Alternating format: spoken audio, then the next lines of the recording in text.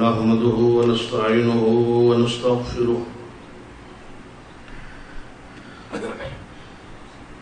ونعوذ بالله من شرور أنفسنا ومن سيئات أعمالنا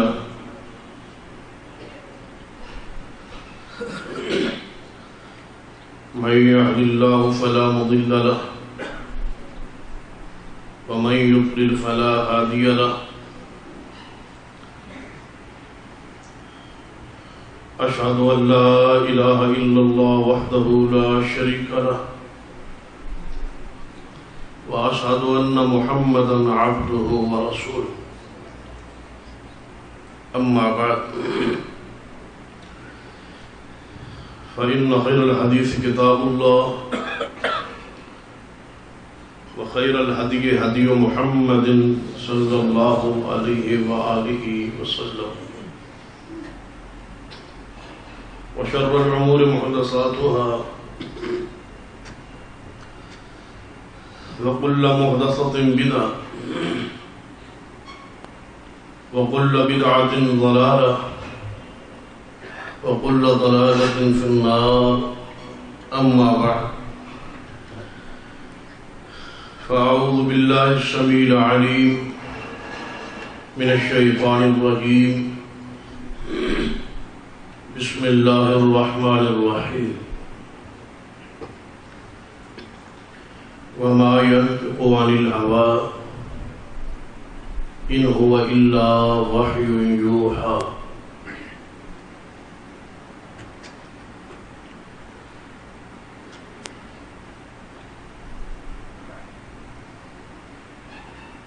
حضرات گرامی،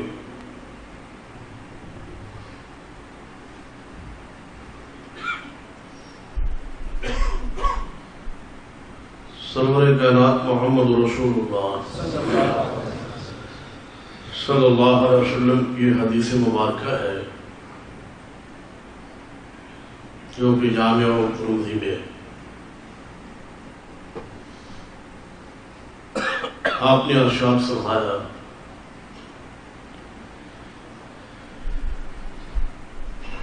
کہ میرے جانے کے بعد میری امت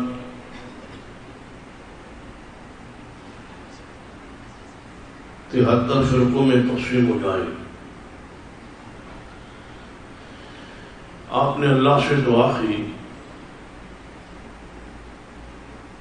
یا اللہ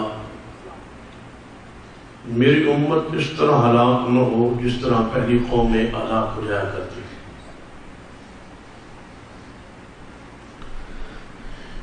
یعنی عذاب آیا اور ساری امت ہی ہلاک ہو گئی.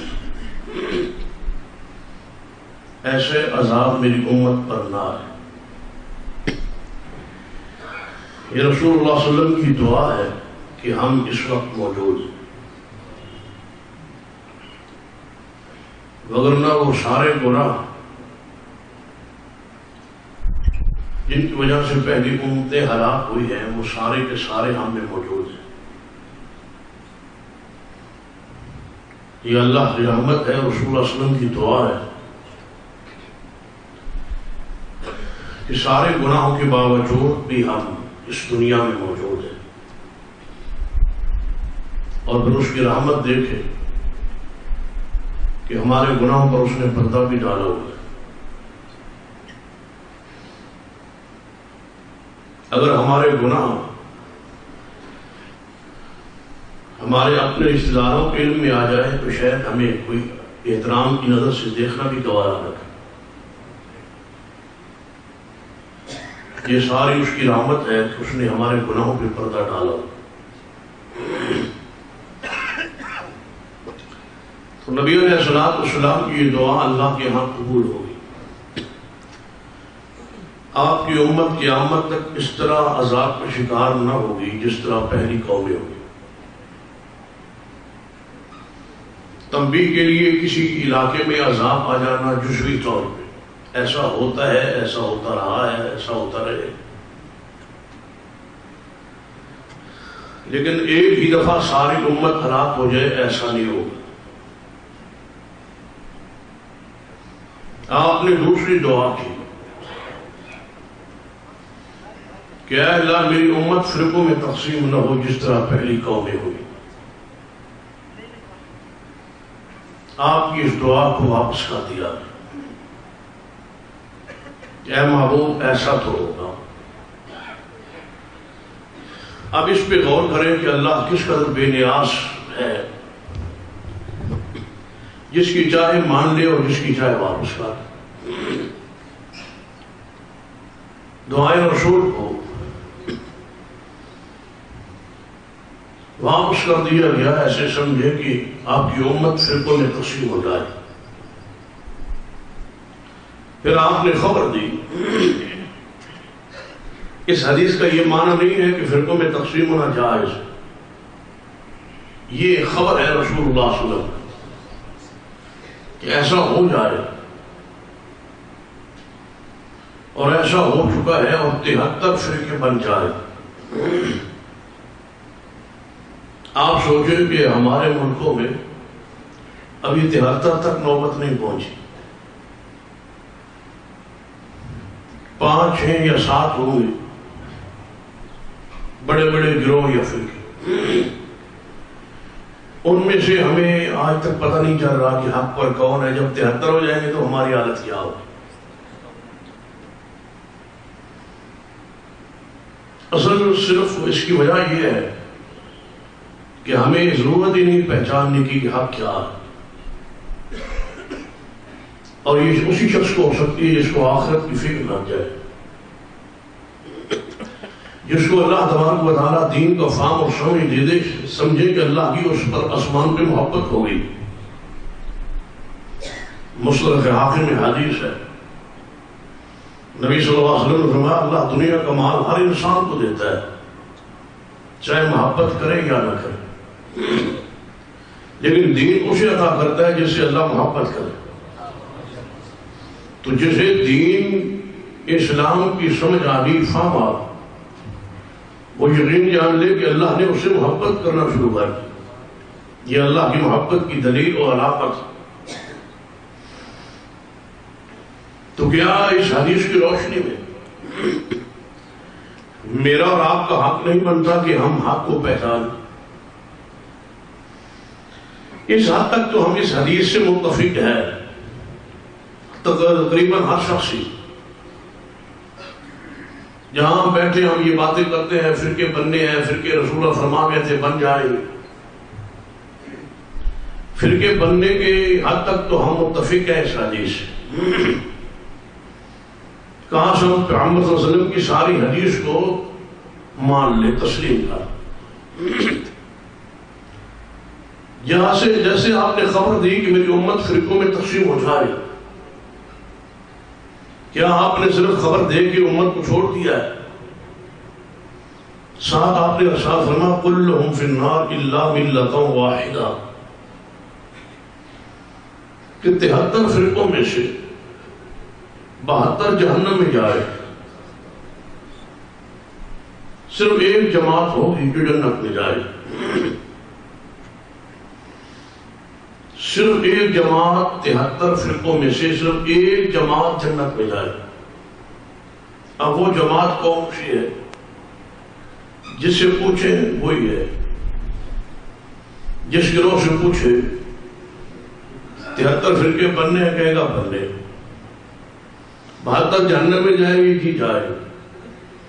جنت میں گروہ کون سا جائے گا؟ بس وہ ہمارا ہے. ہر گروہ کل حزب بما لدیہم فرحون، ہر گروہ اس پر خوش ہے کہ جو فرقہ ناجی ہے، جو طائفہ منصورہ ہے، جو حق والا گروہ ہے، وہ ہمارا. لیکن یاد رکھیے صرف دعوے سے بات نہیں بنی. یا جس پر آپ قائم ہیں، کیا سمجھ کے آپ قائم ہیں، جان کے قائم، یا وہ اجداد سے جو ذہن، جو فکر، جو سوچ آپ کو ملی آپ اس پر ہے، یا تحقیق کر کے آپ حق والے گروہ کے ساتھ جڑے ہوئے ہیں، ملے ہوئے. اگر تو آپ نے تلاش کیا ہے، حق کے لیے گھر سے نکلے ہیں، سوچا ہے، پرکھا ہے، پڑھا ہے، اور پھر آپ کا اطمینان ہوا ہے کہ یہ گروہ حق پر ہے، پھر تو آپ مبارکباد کے مستحق. اور اگر صرف اس خوشحالی میں ہے کہ ہمارے بزرگ ایسا کرتے تھے ہم ایسے ہی کر رہے ہیں، اگر وہ کیسے ہو سکتا ہے کہ وہ غلط ہو؟ یاد رکھیں کائنات کے ہر شخص سے غلطی ہو سکتی ہے، غلطی سے پاک صرف محمد رسول اللہ صلی اللہ علیہ وسلم. آپ کو حق ہے پوچھنے کا، سوچنے کا، تحقیق کا حق ہے. آپ بڑی سے بڑی ہستی اس سے پوچھا جا سکتا ہے کہ یہ جو آپ نے فرمایا اس پر کوئی آپ کے پاس دلیل موجود ہے؟ رسول اللہ صلی اللہ علیہ وسلم صحابہ کرام نے پوچھا تھا جن کو آخرت کی فکر تھی کہ 73 گروہ میں سے جب 72 جہنم میں جائیں گے، ایک گروہ جنت میں جائے گا، وہ کون سا گروہ ہوگا؟ اس کو کوئی علامت ہے یا رسول اللہ صلی اللہ علیہ وسلم؟ صحابہ کرام پوچھ رہے ہیں. صحابہ کرام نے پوچھا، سوال کیا نبی علیہ السلام. اس کا مطلب ہے سمجھ نہ آئے تو سوال کرنا چاہیے، اور سمجھ آئی ہوئی ہو تو پھر سوال کرنا جائز نہیں. بعض لوگ سوال کرتے ہیں کہ آنے والے خطیب کو پھنسایا جائے، پوچھا جائے بھائی اس کو کچھ پتہ ہے یار؟ یہ جہالت کی دلیل ہوتی، یہ اپنے علم پر یا اپنے مطالعہ پر فخر کرنے کی ایک علامت ہوتی ہے، کبر کی علامت. مت وہ سوال کرے جو آپ کے علم میں، جو علم میں نہیں ہے وہ پوچھے، اور سوال بھی وہی کرے جس کا بعض دفعہ اس طرح سوال بھی غلط ہوتا ہے. ہر سوال ٹھیک نہیں ہوتا، جس طرح بعض سوالوں کا جواب غلط ہوتا ہے، بعض سوال بھی غلط ہوتا ہے. بس چلو آئے ہیں تو پوچھ لیتے ہیں کہ آدم علیہ السلام اور حوا علیہ السلام کا نکاح کس نے پڑھایا تھا؟ ان سوالات کو گھڑنا اور پھر پوچھنا یہ اہل ایمان کے کام نہیں.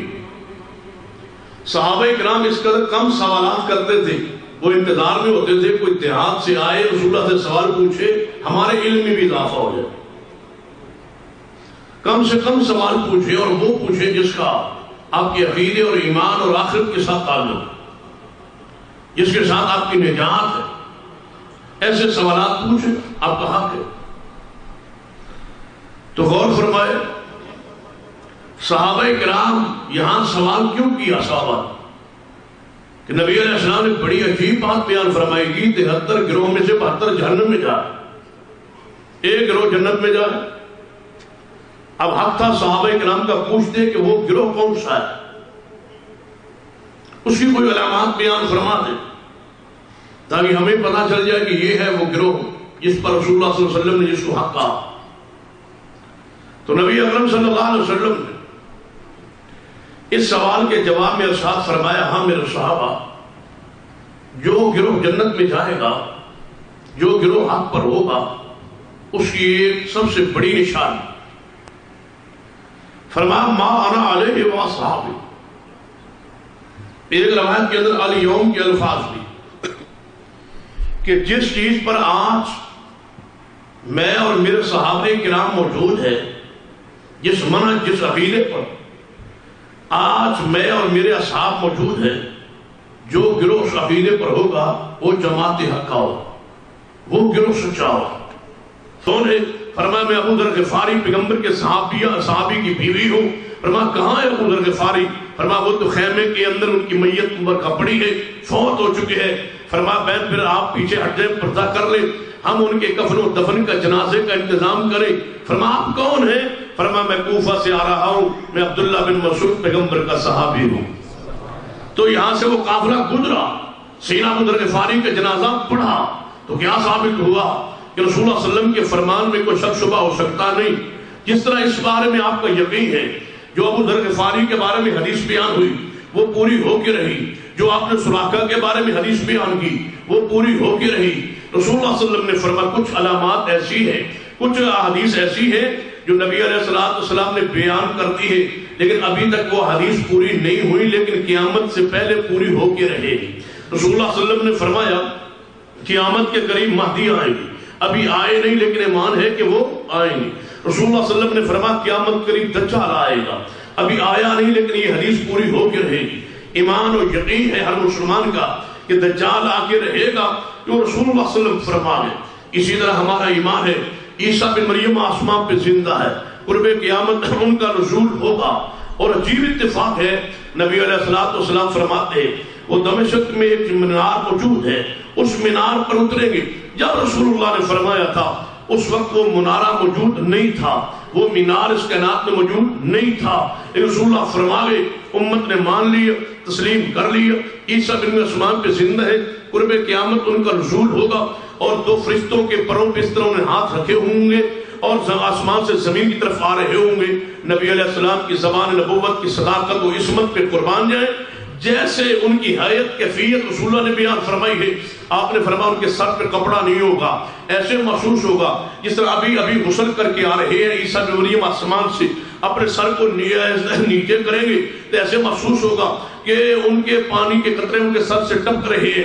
جب سر کو اس طرح پیچھے کریں گے ایسے محسوس ہوگا عیسیٰ بن مریم کے سر میں موتی چمک رہے ہیں، اور سرخ رنگ کے کپڑے پہنے ہوں گے، ایک قمیض اور ایک تہبند ہوگا، ان دو کپڑوں پہ آسمان سے اتریں گے، ان کپڑوں کا رنگ نماز اذان فجر ہو چکی ہوگی، اقامت کا وقت قریب ہوگا، جو ہی مسجد مینار پہ اتریں گے آگے مسلمان سیڑھی لگائیں گے، سیڑھی کے ذریعے نیچے اتر آئیں گے، نیچے اتر کے جب مسجد میں داخل ہوں گے سیدنا مہدی مصلی امامت پہ کھڑے ہوں گے، سیدنا عیسیٰ بن مریم کو دیکھ کے فرمائیں گے تعال صلی لنا، اے عیسیٰ بن مریم آگے تشریف لائیے، میں باتی ہوں، آپ عیسیٰ بن مریم ہیں، میں پیغمبر کا امتی ہوں، آپ صاحب انجیل ہے، اللہ کے روح و کلمات اللہ ہے، روح اللہ ہے، اللہ کے پیارے ہیں، محبوب ہیں، آسمان پہ زندہ آپ رہے ہیں، آج زمین پہ اترے ہیں، آئیے جماعت کروائیے۔ عیسیٰ بن مریم فرمائیں گے اے مہدی سن لے، میں اس وقت امام بن کے تو نہیں آیا، میں تو محمد کا غلام بن کے آیا ہوں۔ کبھی آپ نے سوچا ہے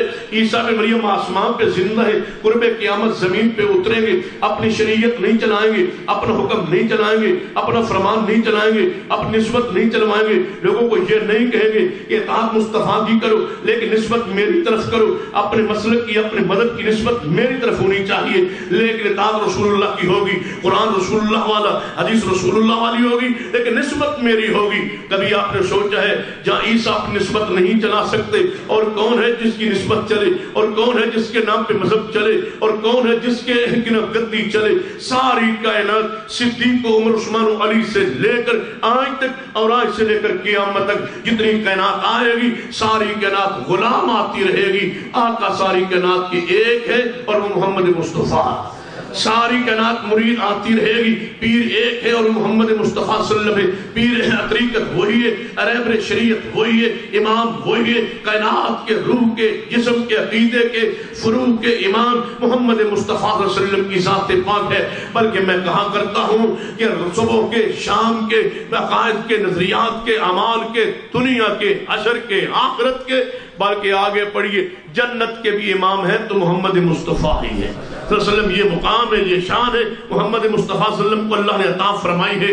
تو غور کیجئے نبی علیہ السلام جس 73 فرقوں میں سے، بات وہیں پہ آتے ہیں، نبی علیہ السلام نے 73 فرقوں میں سے جس گروہ کی جو علامات بیان فرمائی ہے، جس میں علامات وہ پائی جائیں وہ گروہ حق والا ہوگا یا نہیں؟ نبی علیہ السلام کی بات پہ، زبان پہ معصوم ہونے پر آپ کا ایمان ہے، یقین ہے کہ جو رسول اللہ نے فرمایا وہ حق و سچ ہے، آپ کے فرمان میں شک نہیں ہو سکتا۔ تو آئیے اس حق والے گروہ کی علامات کی طرف آتے ہیں تاکہ آپ کے سامنے ایک پیغام، ایک درس میں سامنے رکھ جاؤں، اس درس کی روشنی میں آپ سمجھتے جائیں، پرکھتے جائیں کہ کون سا گروہ ہے جو حق پر ہو سکتا ہے۔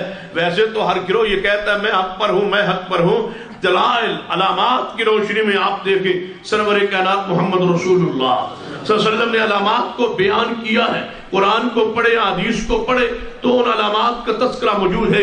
میں اختصار کے ساتھ ان چند علامات کا تذکرہ کرتا ہوں۔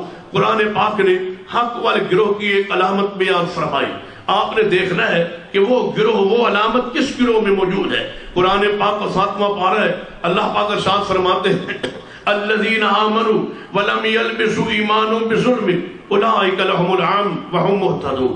ہدایت یافتہ وہ لوگ ہیں، ہدایت یافتہ سچا گروہ، ہدایت یافتہ وہ لوگ ہیں جن کے عقیدے کے اندر ظلم نہیں ہے۔ ظلم سے مراد کیا ہے؟ ان الشرک لظلم عظیم۔ جس گروہ کے عقیدے میں شرک نہیں ہے وہ جماعت حق کا ہے۔ اب آپ دیکھیں کہ برصغیر پاک و ہند میں بنگلہ دیش ہو، ہندوستان ہو، انڈیا ہو یا پاکستان ہو، ان تینوں ممالک کے لوگ تقریباً آپ میرے سامنے موجود ہیں. آپ بتائیں ان تینوں ممالک میں سے وہ کون سا گروہ ہے، تین ممالک میں وہ سارے گروہوں میں سے کون سا گروہ ہے جس کے عقیدے میں شرک موجود نہیں ہے؟ یہ پرکھ آپ کی ذمہ داری ہے، پڑتال آپ کی ذمہ داری ہے، سوچنا آپ نے ہے، فکر آپ نے کرنی ہے، دیکھنا آپ نے ہے. میں صرف رہنمائی کرتا جاؤں گا. الذین آمنوا ولم یلبسوا ایمانهم بالظلم، جن کے عقیدے میں شرک نہیں ہے وہ جماعت حقہ ہے. میں کہہ سکتا ہوں، پوری بصیرت کے ساتھ کہہ سکتا ہوں، اس اللہ کی زمین پر اور سننا اور حدیث کا یہ گروہ ہے جس کے عقیدے میں شرک موجود نہیں ہے. لوگ کہیں گے یہ وہابی ہو گئے، کوئی کہے گا یہ نجدی ہے، کوئی کہے گا یہ وہابی ہے، یہ کوئی نہیں کہے گا کہ یہ شرک کرتے ہیں. اللہ کی زمین پہ ہمیں مشرک کہنے والا کوئی نہیں. ہمارے عقیدے میں شرک موجود نہیں ہے. بڑی بڑی ہستی اور شخصیات موجود ہیں، اگر پوجنا ہو تو بڑے بڑے بزرگوں کی قبریں موجود ہیں، بڑی بڑی ہستیاں موجود ہیں، لیکن ہم کسی قبر کی پوجا نہیں کرتے، اس لیے کہ سرور کائنات محمد رسول اللہ صلی اللہ علیہ وسلم نے سے روکا ہے، منع فرمایا ہے. اگر کبھی آپ نے سوچا صحابہ کرام کا کیا حق نہیں بنتا تھا کہ نبی علیہ الصلوۃ والسلام کی وفات کے بعد آپ کی قبر پر مجاور بن کے بیٹھنا؟ میرے عمر صدیق کا حق تھا نا کہ صدیق اکبر آپ کی قبر پہ مجاور بن کے بیٹھتے. سالانہ عرس مبارکہ ہوتا، پھر محفل سما ہوتی، محفل جناب وجدان وہاں ہوتی، پھر نبی صلی اللہ علیہ وسلم صدیق تشریف لاتے اور 3-4 دن وہ عرس جاری رہتا، پھر آ کے آخر پہ لنگر تقسیم کرتے، دعائے خیر سیدنا صدیق کرتے. کبھی آپ نے کسی نے پڑھا ہے آج تک کسی کتاب میں، کسی فرقے کسی گروہ کے کتاب میں آپ نے پڑھا ہے کہ صدیق پیغمبر کی قبر پہ پہلا عرس لگانے والے وہ صدیق اکبر تھے اور انہوں نے عرس لگایا اور وہاں لگا کے عرس انہوں نے نظر نیاز وصول کی لوگوں کی بیعتیں لیتے رہے. بیعت لینے کے بعد ایک جب رسہ جناب لمبا کیا، سارے لوگ رسے کو پکڑنے، بیعت ہو جائے گی. بیعت ہو جانے کے بعد جناب آستان عالیہ میں تک بن جاتا صدیق، یہ آستان صدیق ہے، یہ آستان فاروقی ہے، یہ عثمانی ہے، یہ علوی ہے. اپنے اپنے مریدین تقسیم کر لیتے، کچھ ادھر بیعت ہو جاؤ، کچھ ادھر بیعت ہو جاؤ، کچھ ادھر بیعت ہو جاؤ، کچھ نظر و نیاز فاطمہ تزرا کے گھر بھیج دو، کچھ نیاز اما جی عائشہ صدیقہ کہاں گئے، وہ آل رسول اہل بیت، وہ پیغمبر کی زوجہ موت میں کچھ ان کہاں گئے. کبھی آپ نے سنا؟ میں پوچھتا ہوں آج ہمارے ملکوں میں یہ سب کچھ ہوتا ہے. پیغمبر کی قبر پہ صدیق نے ایسا کیوں نہ کیا، میرے عمر نے ایسا کیوں نہ کیا، میرے عثمان نے ایسا کیوں نہ کیا، میرے علی نے ایسا کیوں نہ کیا؟ پھر ماننا پڑے گا 73 فرقوں میں سے 72 جہنم میں جائیں گے. حق والا گروہ وہ ہوگا ما انا علیہ وصحابی، جس پر میں اور میرے صحابہ ہوں. اگر صحابہ کرام نے پیغمبر کی قبر کو پختہ کیا تو دلیل لائیے. صحابہ کرام نے پیغمبر کی قبر پر کوئی چار دیواری بنائی تو دلیل لائیے، یا کوئی کعبہ بنایا پیغمبر کی قبر پر صحابہ کرام نے تو کوئی دلیل لائیے. صحابہ کرام نے قبر مصطفیٰ پر کوئی سالانہ اجتماع یا اکٹھ کیا ہو یا کبھی محفل کوئی سما مقرر کی ہو تو دلیل دیجیے. اگر نہیں ہے تو اللہ کے بندو غور کرے، مرنا نہیں ہے، قیامت نہیں آئے گی، حساب کتاب نہیں ہوگا. عقیدے کے بارے میں آپ کو پوچھا جائے گا، اس عقیدے پر ہی تو جنت ہے. الذین آمنوا ولم یلبسوا ایمانهم بالظلم اولئک لهم الامن وهم مهتدون. چلو صدیق سے پیچھے چلتے ہیں. نبی علیہ السلام کا اپنا حق نہیں بنتا تھا کہ سیدنا ابراہیم کی قبر کو تلاش کرواتے، اس قبر پر قبہ بنواتے، سالانہ اجتماع اکٹھ بجائے حج کے سیدنا ابراہیم کی قبر پہ ہوتا، سیدنا اسماعیل کی قبر پہ ہوتا، وہاں رسول اللہ صلی اللہ علیہ وسلم نے دعائیں کرواتے، وہاں رسول اللہ صلی اللہ علیہ وسلم کوئی محفل منعقد کرواتے، وہاں رات کی محفلیں ہوتی، رسول اللہ صلی اللہ علیہ وسلم لنگر تقسیم کرواتے. سیدنا ابراہیم و اسماعیل علیہ السلام کی قبر پر کبھی سنا ہے آپ نے کسی عالم سے کہ نبی علیہ السلام کے زمانہ پاک میں فلاں قبر پہ رسول اللہ صلی اللہ علیہ وسلم نے سالانہ اجتماع کیا، اکٹھ کیا؟ نہیں ہے. تو مانیے کہ یہ ساری قرآن و سنت کے خلاف خرافات ہے. قرآن یہ عقیدہ پیش کرتا ہے کہ سجدہ کے لائق نظر و نیاز، چڑھاوے اور عبادت کے لائق، سور و پکار کے لائق کون ہے؟ صرف اللہ. اللہ کے علاوہ کوئی نہیں ہے. اور میں عجیب بات ہے، لوگ کہتے ہیں ہماری سنتا نہیں، اللہ ہماری سنتا نہیں، اللہ ہماری سنتا نہیں ہے. میں نے کہا اللہ نہیں سنتا، کہنے لگے نہیں سنتا. میں نے کہا کہ تم کہو کہ یا اللہ ہماری مدد فرمائے، یا اللہ مدد، کہنے لگے نہیں، وہ ڈائریکٹ ہماری پکار نہیں سنتا، یا اللہ مدد نہیں کہنا چاہے. درمیان میں کوئی وسیلہ بنانا چاہیے. چلو وسیلہ بناتے، یا علی مدد، علی پاک ڈائریکٹ ہماری دعا سنتے ہیں؟ جی سنتے ہیں. آپ کی قبر پاک کوفہ میں ہے، یہاں سے ہمارے ڈائریکٹ سنتے ہیں؟ جی سنتے ہیں. یا رسول اللہ مدد، رسول اللہ کی قبر پاک مدینہ منورہ میں ہے، یہاں سے ہمارے ٹریک سنتے ہیں، جی سنتے ہیں. یا شیخ عبد القادر جیلانی شیخ اللہ، اے پیر عبد القادر جیلانی ہمارے اللہ کے لیے کوئی چیز دے دے، آپ کی قبر پاک جو ہے وہ بغداد میں ہے، یہاں سے ہمارے ٹریک سنتے ہیں، جی سنتے ہیں. یا اللہ مدد، وہ ہمارے ٹریک نہیں سنتا، درمیان میں کوئی وسیلہ چاہیے، بتلاؤ. علی پاک ٹریک سنتے ہیں، رسول اللہ ٹریک سنتے ہیں، بزرگان دین ٹریک سنتے ہیں، اللہ ٹریک نہیں سنتا. مجھے بتلاؤ بڑا کون، بتلاؤ بڑا کون ہے؟ وہ ہے جو ٹریک سن رہے ہیں یا وہ ہے جو ٹریک نہیں سنتا؟ اچھا، جن کی قبر بغداد میں ہے وہ ٹریک سنتے ہیں، جن کی قبر کوفہ میں ہے وہ ٹریک سنتے ہیں. جو الحی القیوم ہے اور نحن اقرب الیہ من حبل الورید ہے وہ ٹریک نہیں سنتا. تو میں کیوں نہ کہوں الا ساء ما يحكمون ما قدر اللہ حق قدر ما لکم لا ترجون للہ وقارا. تم نے نہیں جانا کہ اللہ کی عظمت کیا ہے، اس کا مقام کیا ہے.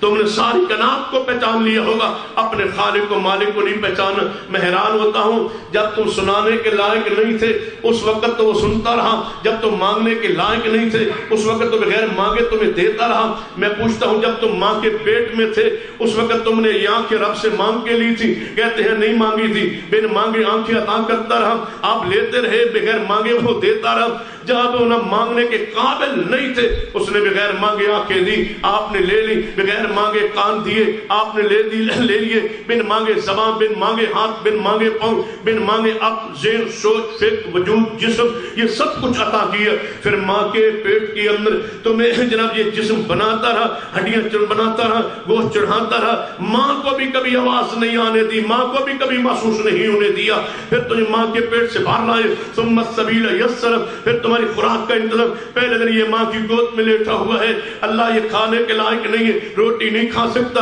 کوئی اور چیز چبا نہیں سکتا، کھا نہیں سکتا، دانت ہے نہیں، یہ کیسے کھائے گا؟ نہ اشاروں کی زبان سمجھتے، نہ اپنی بولی سمجھتے، نہ ماں کی بولی جانتے، نہ باپ کی بولی جانتے، نہ اردو پنجابی، نہ انگریزی، نہ عربی، کوئی زبان جاننے والا نہیں، اشارے بھی نہیں سمجھتا. یہ کیسے زندہ رہے گا؟ کھاتا بھی نہیں ہے. فرمایا ہے پیدا ہونے والے، جی میرے اللہ تیری ماں کی چھاتی میں تیری خوراک کا انتظام ہو گیا ہے، اللہ پیے گا کیسے؟ فرمایا کسی کی بات اشارے تو سمجھتا نہیں ہے.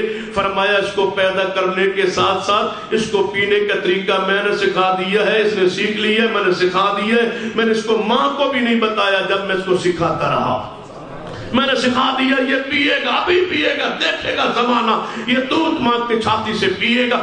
کون ہے اس کو سلیقے اور طریقے بتلانے والا؟ یہ پیتا رہا، جب پی گئے جب بڑھتا رہا، جوانی چڑھتا رہا، یہ بولنے لگا. کہتے ہیں رب سنتا، سننے بغیر سب کچھ دیتا رہا، کھاتا رہا، پیتا رہا. افسوس تو یہ ہے کہ جب 15 16 17 سال کا جوان ہوا، آج کہتا ہے میری رب نہیں سنتا. آسمان سے آواز آتی ہے قتل الانسان ما اکفرہ، اور برباد آ جائے انسان. جب تک تم مانگنے کے لائق و قابل نہیں تھا اس وقت میں دیتا رہا، جب سنانے کے قابل ہوا تو میں نہیں سنتا تو کون سنتا ہے؟ اب میں نہیں سنتا، اب میں نہیں جانتا، اب کون سنتا ہے؟ اب تمہاری دعا اور پکار پھر کون سنتا اگر میں نہیں سنتا؟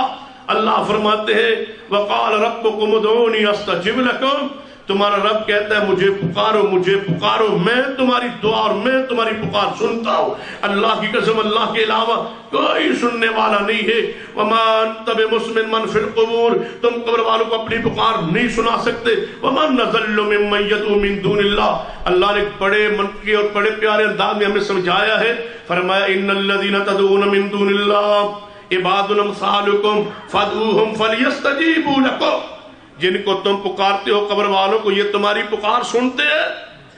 کہتے ہیں جی ہماری پکار سنتے. اللہ فرماتا ہے فادعوہم فلیستجیبوا لکم، اگر جو تمہاری پکار سنتے ہیں تم ان کو پکارو اور سنو کیا آگے سے وہ جواب دیتے ہیں یا نہیں دیتے. میں کہتا ہوں سب سے بڑا کرنی و بھرنی والا ہندوستان کہو یا پاکستان یا بنگال کہو، کہیں کہو، جو فوت ہو چکا ہو، بزرگ ہو، بڑی سے بڑی گدی کا مالک ہو، فوت ہو چکا ہو، اس کی قبر پہ میں آپ کے ساتھ چلنے کے لیے تیار ہوں. آپ پکارے وہ جواب، اگر جواب دے تو ہم تمہاری بات کو مان لیں، اگر جواب نہ آئے تو آپ ہماری بات کو مان لیں کہ وہ سنتا بھی نہیں، جواب دے سکتا بھی نہیں. کہتے ہیں نہیں وہ سنتا ہے، میں نے کہا اگر سنتا ہے تو صرف اختلاف ہی ختم کر دے، بزرگ ہے، اللہ کا ولی ہے، نیک ہے، اختلاف ہی ختم کر کے بول کے کہہ دے کہ میں نے تمہاری پکار کو سن لیا، جھگڑے نہ ڈالو، آپس میں نہ لڑا کرو، منتشر نہ ہو جاؤ، اخلاف شار کا شکار مت ہو، میں تمہاری پکار سنتا ہوں، چلو میں نے تمہارا جھگڑا ختم کرنے کے لیے صرف ایک دفعہ بولا ہوں، دوبارہ میں نہیں بولوں گا، میں قبر سے اندر سے آواز ہے کہ میں سنتا ہوں، ایک قبر والا، ایک بزرگ پوری دنیا میں کوئی جو اندر سے آواز دے کے کہے کہ میں نے تمہاری پکار کو سن لیا، نہ جھگڑو، میں تمہاری پکار سنتا ہوں، کوئی ہے؟ کہنے لگے نہیں، وہ بیچارے بولتے تو نہیں، بولتے نہیں۔ میں نے کہا سنتے ہیں، میں نے کہا بولتے ہیں؟ کہنے لگا ہاں بولتے بھی ہیں، سنتے بھی ہیں، مشکلات حل کرتے ہیں۔ میں نے کہا کبھی ان کی بات کو آپ نے سنا؟ کہنے لگے ہم نہیں سنتے، وہ ہماری سنتے ہیں اور بولتے بھی ہیں، جواب بھی دیتے ہیں، لیکن ہم ان کا جواب نہیں سنتے۔ میں نے کہا پھر مردہ کون؟ کیا خیال ہے؟ آپ ان کو پکارتے ہیں، وہ سنتے بھی ہیں، جواب بھی دیتے ہیں، آپ ان کا جواب نہیں سنتے، تو مردہ کون؟ اوپر والا مردہ ہے یا اندر والا مردہ ہے؟ انصاف نہیں ہے کہ بزرگوں کو باہر نکال لیا جائے گرمی اور اس کو وہاں رکھ دیا جائے، لیکن افسوس ہے وہ باہر آ کے نہیں سنے گا، یہ اندر جا کے پھر سننا شروع کر دیں۔ لیکن عقیدہ بنا لے، اللہ کی قسم سننے والا صرف اللہ۔ ان کے بارے میں عقیدہ رکھتے ہو کہ یہ تمہاری پکار، یہ تمہاری دعا سنتے ہیں۔ اسی لیے تو پاکستان کی ایک معروف گدی ہے پیر آف گولڈا، نام تو سنا ہوگا، کہیں انہوں نے سلام بھی وہاں کیا ہو۔ ہاں اس کے گدی نشین گزرے ہیں جو فوت ہو چکے، پیر نصیر الدین نصیر، انہوں نے بڑی کمال کی کتاب لکھی ہے۔ اس کتاب کا نام انہوں نے رکھا ہے اعانت اور استعانت کی شرعی اصیل۔ اس میں وہ بڑی پیاری بات لکھے ہیں، اللہ سارے پیروں کو ایسی سچی سچی بات لکھنے کی توفیق عطا فرمائے۔ پتہ ہے وہ کیا لکھتے ہیں؟ وہ فرماتے ہیں کہ میرے مریدوں ہمارا عقیدہ ہے کہ ہماری قبر والے سنتے ہیں۔ ایک گروہ ہے جس کا عقیدہ ہے قبر والے پکار نہیں سنتے۔ بڑی پیاری بات ہے اگر آپ غور کریں۔ فرماتے ہیں ہمارا عقیدہ ہے قبر والے ہماری پکار سنتے ہیں۔ ایک گروہ ہے جس کا عقیدہ ہے کہ یہ پکار نہیں سنتے۔ کہنے لگا کم از کم شک تو پڑ گیا ہے نا۔ بڑی پیاری بات نہیں، فرماتے ہیں شک تو پڑ گیا ہے نا۔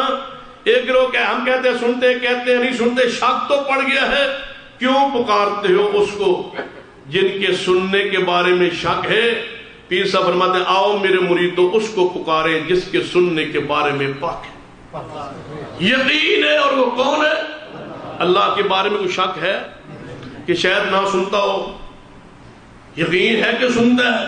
فرمایا جن کو پکارتے ان کے سننے کے بارے میں شک ہے، اس کو پکاریے جس کے سننے کے بارے میں شک نہیں ہے، یقین ہے، اور وہ کون؟ جب آپ نماز پڑھتے ہیں، رکوع سے اٹھتے ہیں تو امام کیا اعلان کرتا ہے؟ سمع اللہ لمن حمدہ، اے میرے مقتدی تمہاری پکار کو سن لیا کس نے؟ اللہ۔ جب سنتا نہیں ہے تو پھر یہ اعلان کس کا؟ یہ اعلان کس کا؟ سمع اللہ لمن حمدہ، اللہ تمہاری پکار کو، دعا کو سن لیا۔ حق والا گروہ وہ ہے جس کے عقیدے میں شرک موجود نہیں ہے۔ الذین آمنوا ولم یلبسوا ایمانهم بظلم اولئک لهم الامن وهم مهتدون۔ حق والے گروہ کی دوسری علامت پہ غور کیجیے، اللہ ولی الذین آمنوا یخرجهم من الظلمات الى النور۔ اللہ جس کو اپنا دوست محبوب بنا لیتا ہے، اللہ اس کو ظلمات سے نکال کے نور عطا فرماتا ہے۔ کیا معنی؟ یہاں ظلمات سے مراد شرک بھی ہے اور بدعت بھی ہے۔ کیا معنی ہوگا؟ جس کو اللہ اپنا پیارا بنا، اللہ اس کو بدعت سے ہٹا کے محمد کی سنت پہ لگا دیتا ہے۔ سنت آپ کا نبی صلی اللہ علیہ وسلم کی سنت جو ہے یہ نور ہے نا، روشنی ہے۔ بدعت ضلالت، گمراہی، اندھیرا، بدعت سے نکال کے اس کو سنت رسول خالص عطا کر دیتا ہے، بدعت پہ نہیں رہنے دیتا۔ دیکھیے سارے غور کیجئے، کیا ہمارے ممالک میں بدعت موجود ہے یا نہیں؟ بدعت کیا ہے؟ وہ عمل جس کو ثواب و اجر سمجھ کے کیا جائے لیکن وہ کام رسول اللہ، صحابہ رسول، اصحاب رسول نے نہ کیا ہو تو وہ تو بدعت اسے کہا جاتا ہے۔ کیا ہمارے ہاں وہ بدعت موجود ہے؟ بے تصور آپ دیکھیں، کریں تصور، خیال پہ لائیں، کتنی بدعت ہے، کتنے اعمال ہیں، کتنے وصاف ہیں، کتنے اوراد ہیں جو خود پاکستان ہندوستان میں آپ بنائے گئے، علماء نے بنائے اور کہا یہ پڑھو یہ ثواب ملتا ہے، یہ ثواب ملتا ہے، یہ عمل کرو کرو یہ ثواب ملتے. نماز سے اول آخر بدعت ہوتی ہے, روزے سے اول آخر بدعت ہوتی ہے. کبھی آپ نے جناب اپنے مالک پہ غور کریں, یہاں تو اللہ کی رحمت ہے, اللہ نے اس ملک کو عقیدہ توحید نصیب فرمایا. اس عقیدہ اور اس مسپاک سرزمین پر اللہ کی رحمت ہے, اللہ نے بدعات سے محفوظ رکھا ہے, سنت پیغمبر کی عطا کی ہے, عقیدہ توحید عطا فرمائے. ذرا آپ نے مالک کی طرف دیکھ کے کبھی دیکھا ہے سحری کے وقت اذان ہو, جناب سحری وقت اعلان ہوتا ہے کہ حضرات کھانا پینا بند کر, سحری کا وقت ختم ہو چکا ہے, کھانا پینا بند کر دیں. اس طرح روگ کے ساتھ جس طرح اس کے گھر سے کھا رہے, بند کر دیں کھانا پینا, سحری کا وقت ختم ہو چکا ہے. یہ ہے اعلان. حدیث رسول کیا ہے؟ رسول اللہ فرماتے ہیں جب اذان ہونا شروع ہو جائے فجر کی, جو میرا امتی کھا رہا ہے اس کے ہاتھ میں برتن ہے وہ کھاتا رہے, میں محمد اس کے ہاتھ سے برتن گروا دوں رکھوا دوں تو میری محمد کی رحمت کس لیے. فرمایا وہ کھاتا رہے, اپنی حاجت ضرورت مطابق کھا لے, عادت نہ بنائے, لیکن اگر کھا رہا ہے تو کھا لے. یہ رسول اللہ علیہ وسلم کا طریقہ ہے. اذان فجر ہو چکی شروع ہو گئی, فرمایا وہ سحری کھا رہا کھاتا رہے, وہاں اعلان ہوتا حضرات کھانا پینا بند کر دے اور دعا پڑھے. دعا کون سی؟ وہ جو ہم نے خود بنائی ہے. دعا پڑھے وہ کون سی دعا جو ہم نے بنائی ہے. کبھی آپ نے سوچا ہے اگر دین خود بنانا تھا تو محمد مصطفیٰ کو نبی ماننے کی ضرورت کیا ہے؟ اگر آپ نے ہی بنانا تھا پھر آخری نبی ماننے کا معنی کیا تھا؟ آخری نبی ماننے کا معنی یہ ہے, سن لے, آخری نبی ماننے کا مطلب ہی یہ ہے کہ رسول اللہ صلی اللہ علیہ وسلم کی ذات آخری ہے اور مصطفیٰ کا دین بھی آخری. کسی اور دین کی اجزے اور ویت وظیفے کی ہمیں ضرورت نہیں ہے. الیوم اکملت لکم دینکم واتممت علیکم نعمتی ورضیت لکم الاسلام دینا. دین کامل مکمل ہو چکا. ہمیں ماں پیدائش سے لے کر وفات تک ہمارے لیے یہ قرآن اور مصطفیٰ کی حدیث کافی ہے, ہمیں اور کسی مسئلے کی ضرورت نہیں ہے. آج تک ہمارے قرآن سنت رہنمائی کر رہا ہے اور یہ رہنمائی قیامت تک جاری و ساری رہے گی. لن تضلوا ما تمسکتم بہما, جب تک قرآن سنت کے ساتھ جناب جڑے رہو گے تم گمراہ نہیں ہو سکتے. رسول اکرم کی ضمانت دے گئے. اب آپ سنیں وبصوم غد نویت من شهر رمضان, یہ دعائیں پاکستانی ہندوستانی بھی ہوگی, ہندوستان والے جانتے ہوں گے. وبصوم غد نویت من شهر رمضان, میں نے کل کے روزے کی نیت کی, رکھا آج کا, نیت کل کی. وبصوم غد نویت, غد آئندہ کل ہوتا ہے, الامس گزشتہ کل, الیوم آج, روزہ آج کا نیت کل, روزہ پہلا نیت دوسرے کی. وبصوم, اور نیت نہ ہو تو روزہ نہیں ہوتا. وبصوم غد نویت, پہلا رکھا روزہ, وبصوم غد نویت, میں نے دوسرے روزے کی نیت کی, پہلا گیا, جب دوسرا آیا وبصوم غد نویت میں نے تیسرے کی نیت کی, اور جب آخری آیا وبصوم غد نویت تو میں نے عید والے دن کی نیت کی. اور عید والا روزہ شیطان کو ہوتا ہے, میں نے عید والے دن کی نیت وبصوم غد نویت. تو کہاں لکھا ہے؟ ساری دنیا کتابیں کھنگال مارے. اور کوئی کہہ سکتا ہے یہ ضعیف ہوگی, ضعیف روایت بھی کوئی نہیں ہے, موضوع روایت بھی کوئی نہیں ہے. یہ تو پاکستان کی گڑی ہوئی, ہندوستان کی گڑی ہوئی دعا. کیا تمہیں صبر نہیں آیا زبان مصطفیٰ پر؟ وہ کون سا مسئلہ ہے جہاں رسول اللہ نے رہنمائی نہیں فرمائی, جہاں رسول اللہ خاموش ہے تم کیوں بولتے ہو, جہاں رسول اللہ نے دعا نہیں پڑھی تم کیوں پڑھتے ہو؟ آگے بڑھنے والا غلام نہیں ہوتا, محمد مصطفیٰ کے پیچھے رہنے والا غلام ہوتا. جو آگے بڑھتا ہے دعائیں خود بناتے, وظیفے خود بناتے. یہ درود تاج ہے, یہ لکی ہے, یہ کروڑی ہے, یہ مائی ہے. درودوں کے نام بھی عجیب ہے, مائی, کروڑی, لکی, یعنی روپے پیسوں کے نام پہ لکی ہے, یہ مائی ہے, یہ کروڑی. وہی درود درود ابراہیمی ہے جو محمد مصطفیٰ کی زبان سے نکلا. اب دیکھا ہے قرآن پاک پہ غور کیا ہے, ان اللہ و ملائکۃ یصلون علی النبی یا ایھا الذین آمنوا صلوا علیہ وسلموا تسلیما. یہ آیت مبارکہ آئی, نازل ہوئی, صحابہ کرام سنا شاید تو سیدھا رسول اللہ صلی اللہ علیہ وسلم کے پاس. کیا صدیق کو عربی نہیں آتی تھی, زبان اپنی زبان سے درود نہیں بنا سکتے تھے؟ تمہارے علماء کو, ہمارے علماء کو زیادہ عربی آتی ہے, وہ بنا سکتے تھے. سیدنا عمر بنا سکتے, عثمان بنا سکتے تھے. ایک صدیقی درود ہوتا, ایک علوی درود ہوتا, ایک حسنی درود ہوتا, ایک حسینی درود ہوتا, ایک فاطمی درود ہوتا. ایک اما عائشہ بناتی, ایک اما فاطمہ بناتی. نہیں, صحابہ چل کے رسول اللہ کے پاس حاضر ہوئے, یا رسول اللہ کیف نصلی علیک, یا رسول اللہ جب ہم نماز پڑھتے ہیں السلام علیکم ایھا النبی, ہم سلام تو پڑھتے ہیں, لیکن یہ جو درود کے الفاظ ہے سلو, اس کا معنی کیا ہے؟ درود کیسے پڑھنے؟ رسول اللہ فرماتے میرے صحابہ چاہو آپ بنا لو, تم نہیں بنا, تمہیں عربی نہیں آتی, درود اپنے اپنے بنا لو اور سارے بنا کے میرے پاس لے آؤ, جس کا سب سے زیادہ خوبصورت ہوگا اس کو انعام دیا جائے. بناؤ خود درود نہیں. صحابہ کرام کیوں آئے رسول اللہ کے پاس؟ صحابہ کا یقین تھا الفاظ خود بنائے نہیں جا سکتے, الفاظ وہی جو آسمان سے اللہ مصطفیٰ کے سینے پہ اتارے گا. صحابہ کے رسول اللہ کے سامنے کھڑے، یا رسول اللہ درود پڑھنا ہے؟ جی ہاں۔ کیسے پڑھنا ہے؟ فرمایا اللہم صلی علی محمد، سارے الفاظ بنائے ہوئے میں محمد کی زبان پہ قربان کر۔ اللہم صلی علی محمد، کیسے الہامی الفاظ، اللہم صلی علی محمد وعلی آل محمد کما صلیت علی ابراہیم وعلی آل ابراہیم انک حمید مجید، اللہم بارک علی محمد وعلی آل محمد کما بارکت علی ابراہیم وعلی آل ابراہیم انک حمید مجید۔ فرمایا یہ الفاظ پڑھو، یہاں نماز سے پہلے، نماز کے بعد بدعت ہی بدعت نہیں، حتیٰ کہ نماز جب نماز شروع کرتے ہیں ہندوستان میں، پاکستان میں، بنگلہ دیش میں، تو نماز کی نیت کے الفاظ زبان سے ادا ہوتے ہیں، اپنی اپنی زبان میں ہوتے ہیں۔ کبھی یہاں بھی سنے الفاظ اگر رسول اللہ کی زبان سے نکلے ہوتے تو کس زبان میں ہوتے؟ عربی۔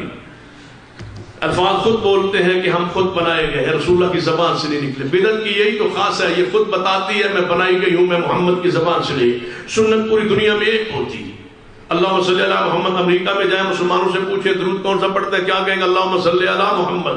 انڈیا میں جائیں، پاکستان میں جائیں، ہندوستان میں جائیں، کسی ملک میں جائیں، ان سے پوچھیں درود کون سا پڑھتے ہو؟ اللہم صلی علی محمد۔ کیوں؟ سنت پوری دنیا میں ایک ہوتی ہے، بدعت ہر علاقے کی اپنی اپنی ہوتی ہے۔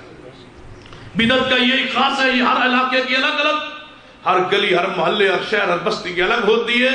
سنت پوری دنیا میں ایک ہوتی ہے۔ یہ کہ رسول اللہ صلی اللہ علیہ وسلم کی زبان پاک سے یہ نیت کے الفاظ نہیں نکلے۔ زبان سے نیت ہوتی ہے یا دل سے؟ نیت ہوتی ہے دل سے۔ ایک بندہ کہتا ہے زبان سے کیوں نہیں کرتے آپ؟ میں نے کہا نیت دل کے لیے، نیت کا مرکز ہی دل ہے۔ کہنے لگے زبان سے کیوں نہیں کرتے آپ؟ میں نے کہا آپ دیکھتے کس کے ساتھ؟ کہنے آنکھوں کے ساتھ۔ میں نے کہا کانوں کے ساتھ کیوں نہیں دیکھتے؟ آپ کانوں کے ساتھ کیوں نہیں دیکھتے؟ کہنے کیا مطلب؟ میں نے کہا ایک سال آنکھیں بند کر دے، کانوں سے اس کے ساتھ دیکھا کریں۔ کہنے کہ کان کو دیکھنے کے لیے، کہنے کہ زبان نیت کے لیے، زبان اقرار کے لیے، دل نیت کے لیے، زبان اقرار۔ زبان سے الفاظ پڑھے جاتے ہیں، نیت نہیں کی جاتی۔ نیت دل کے ارادے کا نام ہے۔ آئے نماز شروع کی، پتہ ہے نماز کون سی ہے؟ زور ہے۔ وقت کون سا ہے؟ پتہ ہے۔ رکعت کتنی ہے؟ پتہ ہے۔ کہنے کہ بتانا تو چاہیے نا، نماز کون سی ہے، وقت کون سا ہے؟ میں نے کہا کس کو؟ کہنے لگا اپنے آپ کو۔ اپنے آپ کو تو پتا ہوتا ہے۔ کہنے لگا نہیں اللہ پاک۔ میں کہا اللہ پاک تو پہلے ہی پتا ہوتا ہے، پھر بھی کسی کو تو بتانا ہی چاہیے نا۔ نیت ہے کس لیے؟ جو پڑھ رہا ہے اس کو پتا ہے، اور جس کی نماز ہے اس کو بھی، جو پڑھ رہا ہے اس کو بھی پتا ہے، جس کی نماز ہے اس کو بھی پتا ہے۔ پھر زبان سے نیت کا معنی کیا، اس کا فائدہ کیا، پھر الفاظ بنانے کا فائدہ کیا، پھر پوری ہونی چاہیے نیت۔ کہنے کون سی؟ میں نے کہا نیت کرتا ہوں نماز کی، نماز واسطے اللہ تعالیٰ کے 4 رکعت نماز زور۔ کہتا ہاں اللہ واسطے۔ کہنے لگے جی تو میں نے کہا اپنے منہ کیا قبلہ شریف، اللہ اکبر۔ پورا پتہ ہے کیا؟ میں کھڑا ہوں ہندوستان میں یا پاکستان میں یا بنگال، آگے ضلع کا نام بھی بتلا ہے، صوبے کا نام ہو، ضلع کا نام ہو، بستی کا نام ہو۔ اگر امام کی 2 رکعتیں گزر چکی ہوں تو پھر یہ کہنا چاہیے 2 رکعت امام کے پیچھے 2 بعد میں، پتا تو چلے نیت کا مسئلہ تو آئے، وہ نیت کر رہے ہیں پوری تو ہو، کامل تو ہو۔ یا یہ معنی، یہ الفاظ بولتے ہیں کہ یہ مصطفیٰ کی زبان پاک سے نکلے نہیں ہیں، حتیٰ کہ حیران گے آپ، حیران ہوں گے۔ میں مثال سنایا کرتا ہوں حقیقی بات۔ میں ایک دفعہ بس میں سفر کر رہا تھا، ایک مولوی صاحب آ کے میرے ساتھ بیٹھ، تعارف ہوتا ہوتا بات چل نکلی۔ کہنے لگا آپ کون ہوتے ہیں؟ میں نے کہا آپ کون ہوتے؟ اس نے اپنا تعارف کروایا، میں نے اپنا تعارف کروایا۔ کہتا اچھا آپ وہی ہیں جو زبان سے نماز بغیر نیت کے پڑھتے ہیں؟ میں نے کہا نیت تو کرتے ہیں دل سے۔ کہنے زبان سے کیوں نہیں کرتے؟ میں نے کہا آپ نیت کرتے ہیں؟ کہنے لگا ہاں۔ میں نے کہا کون سی سنائیں؟ اس نے نیت سنائی۔ کہنے لگا پیچھے سے امام کے اللہ اکبر۔ میں نے کہا آپ تو امام ہے نا، آپ مقتدی تو نہیں، یہ تو نیت مقتدی کی ہے۔ آپ جب مصلی پہ کھڑے ہوتے ہیں آپ کیا نیت کرتے ہیں؟ آگے ان مقتدیوں کے، پیچھے امام کے تو مقتدی کرے گا، آپ کیا کرتے ہیں؟ اللہ گواہ ہے، 5-4 منٹ خاموش رہنے کے بعد کہتا ہے یار عجیب بات ہے۔ میں نے کہا کیا ہوا؟ کہنے 14 سال ہو گئے مجھے امامت کرواتے ہوئے، میں روزانہ نیت یہی کرتا رہا، آگے سے پیچھے سے امام کے اللہ اکبر، خود مصلی پہ کھڑا ہے، پیچھے سے امام کے اللہ اکبر۔ میں نے کہا تیرا امام کون سا ہے جس کے پیچھے تو کھڑا؟ یہ سزا ہے فَلْيَحْذَرِ الَّذِينَ، جب سنت کو چھوڑ دیا جائے اللہ ایسے ہی گمراہ کرتا ہے، جب سنت کو چھوڑ دیا جائے اللہ تعالیٰ ایسے سنت سے دور کر دیتا ہے۔ فَلْيَحْذَرِ الَّذِينَ يُخَالِفُونَ عَنْ أَمْرِهِ، ان تصیبہم فتنہ او یصیبہم عذاب علیم. اہل یہاں کی دوسری علامت یہ ہے کہ ان کے عمل میں بدعت ہوتی نہیں. وہ ایک ایک عقیدے پر وہ اپنے اعمال پر جناب ثبوت و دلائل پیش کرتے ہیں کہ یہ کام میں نے کیوں نہیں کیا، اس لیے کہ حدیث پاک ہے. یہ میں نے کام کیوں کیا، یہ میں نے وظیفہ کیوں پڑھا، یہ دعا میں نے کیوں پڑھی، اس لیے کہ رسول اللہ صلی اللہ علیہ وسلم نے ایسے ایسے ہی یہ دعا ایسے اس موقع پہ پڑھی ہے، لہذا میں پڑھتا ہوں. اہل حق کی تیسری علامت پہ غور کریں جو سنن ابن ماجہ میں رسول اللہ صلی اللہ علیہ وسلم فرماتے ہیں. ذرا غور کرنا ہے حدیث پاک پہ. فرماتا تم میں سے سب سے تمہارے ساتھ سب سے زیادہ حسد یہود و نصارہ، جو مدینہ کے یہود و نصارہ تھے، یہ تم پر حسد کرتے ہیں. جب تم اونچی آمین کہتے ہو نا، یہ تم کے ساتھ حسد کرتے ہیں. ایک حدیث اس کے ساتھ ملا لے. نبی صلی اللہ علیہ وسلم نے فرمایا اس وقت تک قیامت نہیں آئی جب تک میری امت یہود و نصارہ کے طریقے پر نہ چل نکلے. جس سے وہ پریشان ہوتے تھے، میری امت کے لوگ وہی کام کریں گے، وہی اسی چیزوں سے پریشان ہوں گے. امام البانی رحمہ اللہ نے حدیث صحیحہ میں روایت لائے کہ 3 سنتیں یہود و نصارہ دیکھ کے پریشان ہوتے تھے. ایک سنت یہ جب نماز میں پاؤں سے پاؤں ملایا جاتا وہ دیکھ کے پریشان ہوتے یہ مسلمان جڑ کیوں رہے ہیں، مل کیوں رہے. اور دوسری بات جب ایک دوسرے کو سلام کہتے تھے نا مسلمان مومن تو وہ پریشان ہوتے تھے. اور جب نماز میں اونچی آمین کہتے تھے تو یہود و نصارہ اس وقت اس دور میں پریشان ہوتے تھے. یہ رسول اللہ صلی اللہ علیہ وسلم کی حدیث ہے. اب آپ بتائیں تینوں سنتے بیک وقت کون سا گروہ ہے جس میں یہ محفوظ ہے؟ ہم اونچی آمین کہنے والے بھی، اور اونچی آمین کہنا کوئی معمولی عمل نہیں ہے. رسول اللہ فرماتے ہیں فرشتے آسمان پہ آمین کہتے ہیں، تم زمین پر آمین کہتے ہو. جس کی آمین فرشتوں سے مل گئی اللہ اس کے زندگی کے پچھلے سارے گناہ معاف کر دے گا.